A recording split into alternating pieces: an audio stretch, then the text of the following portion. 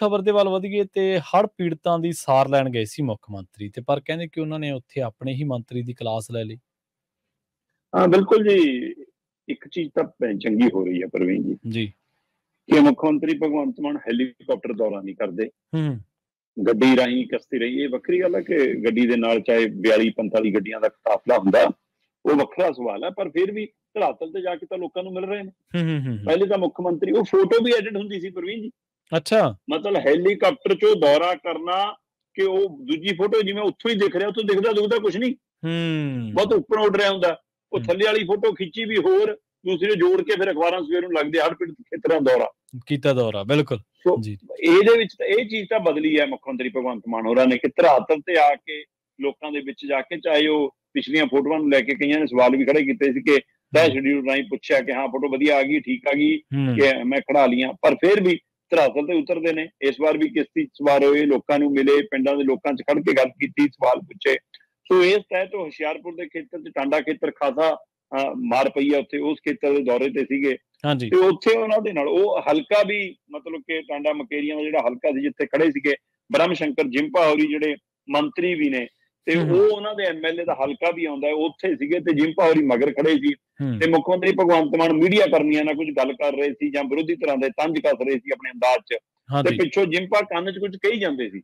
ਅੱਛਾ, ਇੱਕ ਵਾਰ, ਦੋ ਵਾਰ, ਤਿੰਨ ਵਾਰ ਉਹਨਾਂ ਨੇ ਜਦੋਂ ਕਿਹਾ ਤੇ ਮੰਨਿਆ ਜਾ ਰਿਹਾ ਕਿ ਉਹ ਕਹਿ ਰਹੇ ਸੀਗੇ ਛੇਤੀ ਕਰੋ ਜੀ ਆਪਾਂ ਅੱਗੇ ਜਾਣਾ ਹੈ ਨਾ। ਤੇ ਇਸ ਗੱਲ ਤੋਂ ਸ਼ਾਇਦ ਮੁੱਖ ਮੰਤਰੀ ਭਗਵੰਤ ਮਾਨ ਇੰਨੇ ਮਤਲਬ ਔਖੇ ਹੋ ਗਏ ਜਾਂ ਇੰਨੇ ਤਲਖੀ 'ਚ ਆ ਗਏ ਕਿ ਉਹਨਾਂ ਨੇ ਇੱਕਦਮ ਬੜੀ ਤੇਜ਼ੀ ਨਾਲ ਪਿੱਛੇ ਘੁੰਮੇ ਤੇ ਜਿਵੇਂ ਮਤਲਬ ਪੰਜਾਬੀਆਂ ਦਾ ਸਟਾਈਲ ਹੁੰਦਾ ਉਸ ਸਟਾਈਲ 'ਚ ਸ਼ਾਇਦ ਕੁਝ ਕਿਹਾ ਤੇ ਉਹ ਤੋਂ ਬਾਅਦ ਕਹਿੰਦੇ ਕਿ ਜਿੰਪਾ ਹੋਰੀ ਇੱਕਦਮ ਘਬਰਾ ਗਏ, ਉਹ ਦੋ ਕਦਮ ਪਿੱਛੇ ਵੀ ਹਟੇ ਤੇ ਬਾਰ-ਬਾਰ ਹੱਥ ਜੋੜਨ ਲੱਗੇ। ਸੋ ਮਤਲਬ ਕਿ ਬ੍ਰਹਮ ਸ਼ੰਕਰ ਜਿੰਪਾ ਦੇ ਮੂੰਹ ਚੋਂ ਫਿਰ ਕੋਈ ਬੋਲ ਤਾਂ ਨਹੀਂ ਨਿਕਲਿਆ, ਬਸ ਕਹਿੰਦੇ ਉਹ ਹੱਥੇ ਜੋੜੀ ਗਏ ਬਾਰ-ਬਾਰ ਤੇ ਦੋ ਕਦਮ ਪਿੱਛੇ ਹੋ ਕੇ ਬਸ ਹੱਥ ਜੋੜ ਕੇ ਉਹ ਮਤਲਬ ਜਿਵੇਂ ਮਾਫੀ ਮੰਗ ਰਹੇ ਕਿ ਨਹੀਂ ਜਨਾਬ ਗਲਤੀ ਹੋ ਗਈ, ਮੈਂ ਨਹੀਂ ਕੁਛ ਕਹਿੰਦਾ ਜੀ, ਤੁਸੀਂ ਕਰੋ। ਫਿਰ ਉਹਦੇ ਬਾਅਦ ਮੁੱਖ ਮੰਤਰੀ ਇੱਕਦਮ ਸਹਿਜ ਹੁੰਦੇ ਮੁੜੇ। ਸੋ ਫੋਟੋਆਂ ਬਹੁਤ ਵਾਇਰਲ ਹੋ ਰਹੀਆਂ ਜੀ ਜੀ। ਮਤਲਬ ਇਹ ਅੱਜ ਕੱਲ ਤਾਂ ਫੋਟੋਆਂ ਦਾ ਪੁੱਛੋ ਹੀ ਨਾ ਤੁਸੀਂ।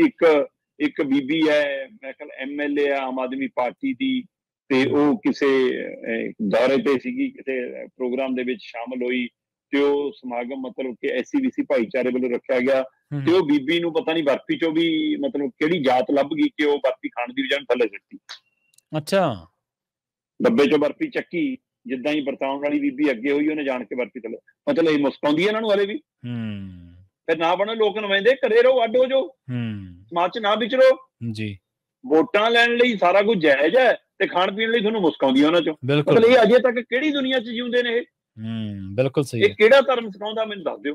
ਸੋ ਇਸ ਲਈ ਇਹੋ ਜਿਹਾ ਵਰਤਾਰਾ ਹੁਣ ਇਹਨਾਂ ਦੀ ਗੱਲ ਤਾਂ ਰੋਜ਼ ਨਿੱਤ ਦਿਨ ਵਿਵਾਦ ਪੈਣੇ ਆ ਜੀ। ਸੋ ਚਾਹੇ ਉਹ ਜਿੰਪਾ ਵਿਵਾਦ ਹੋਵੇ ਤੇ ਚਾਹੇ ਬਰਫੀ ਵਿਵਾਦ ਹੋਵੇ, ਚਾਹੇ ਉਹ ਪੱਤਰਕਾਰ ਕੁੱਟਮਾਰ ਵਿਵਾਦ ਹੋਵੇ ਤੇ ਚਾਹੇ ਐਸਆਈ ਦਾ ਕੁੱਟਮਾਰ ਵਿਵਾਦ ਹੋਵੇ, ਚਾਹੇ ਰਿਸ਼ਵਤ ਮਾਮਲੇ ਹੋਣ ਤੇ ਚਾਹੇ ਪੁੱਠੇ ਕਰਮ ਹੋਣ। ਬਾਅਦ ਚ ਹੁਣ ਕਹਿ ਦੋ ਜੀ ਨਹੀਂ ਜੀ ਬੰਦੇ ਨੇ ਪਟੀਸ਼ਨ ਵਾਪਸ ਲੈ ਲਈ।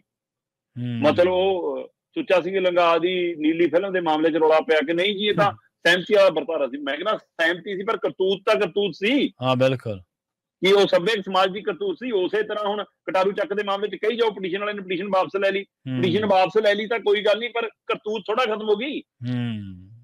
ਕਾਰਾ ਤਾਂ ਕਾਰਾ ਹੈ। ਸੋ ਇਸ ਲਈ ਉਹ ਜਿਹਾ ਚਾਹੇ ਉਹ ਬਰਫੀ ਕਾਰਾ ਤੇ ਚਾਹੇ ਉਹ ਦਫ਼ਤਰਾਂ 'ਚ ਬੁਲਾ ਕੇ ਕੁੱਟਮਾਰ ਦੇ ਕਾਰੇ ਨੇ, ਕਾਰੇ ਤਾਂ ਕਾਰੇ ਨੇ ਨਾ, ਚਾਹੇ ਸਮਝੌਤੇ ਹੋ ਜਾਣ ਬਾਅਦ ਚੋਂ।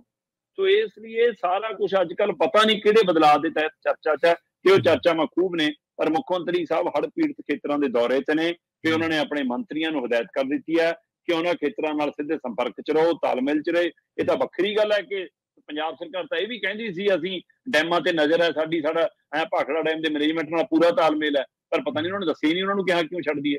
ਜਿਹੜੀ ਗੱਲ ਆਪਾਂ ਕੱਲ ਤਾਂ ਪਰਸੋਂ ਕਰ ਰਹੇ ਸੀ ਪ੍ਰਵੀਨ ਜੀ ਕਿ ਉਹ ਕਿਉਂ ਨਹੀਂ ਕੋਈ ਇਹੋ ਜਿਹਾ ਗਰੁੱਪ ਬਣਦਾ ਜੀ, ਹੁਣ ਪਤਾ ਲੱਗ ਰਿਹਾ ਜੀ ਇੱਕ ਐਪ ਲਿਆ ਰਹੇ ਨੇ ਇਹੋ ਜਿਹਾ।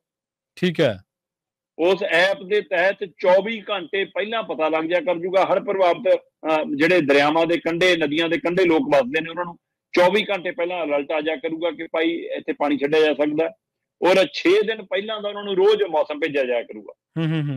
ਸੋ ਇਸ ਤਰ੍ਹਾਂ ਦਾ ਇੱਕ ਐਪ ਕੇਂਦਰ ਸਰਕਾਰ ਦੇ ਹਵਾਲੇ ਨਾਲ Bhakra Beas management board BBMB ਉਹ ਸਾਰੇ ਲਿਆਉਣ ਦੀ ਤਿਆਰੀ 'ਚ ਨੇ। ਸੋ ਮੈਨੂੰ ਲੱਗਦਾ ਤੁਹਾਡੀ ਗੱਲ ਉਹਨਾਂ ਤੱਕ ਪਹੁੰਚ ਗਈ। ਜੀ ਜੀ ਜੀ।